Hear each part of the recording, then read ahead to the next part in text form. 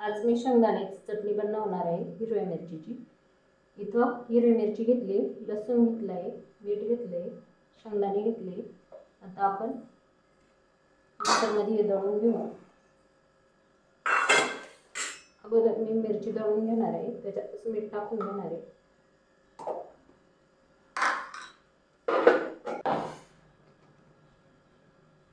दळून घेतलं आहे. कढईत तेल घेतलं आहे, त्याला टाकून घेऊ.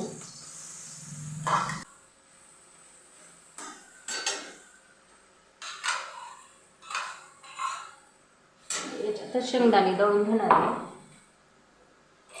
शेंगदाणे जास्त बारीक नाही करायचे, ते जाडसरच ठेवायचे.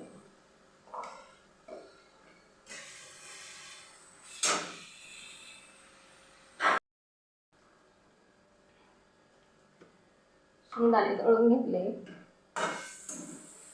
मिरची आणि थोडा वेळ 2-3 मिनिटं परतून घेतले. आता आपण एक शेंगदाणे टाकून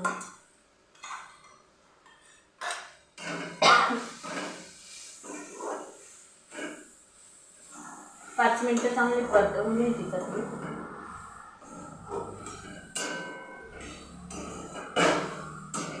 लसूण भरपूर वापरायचं या चटणीला, छान चव येते.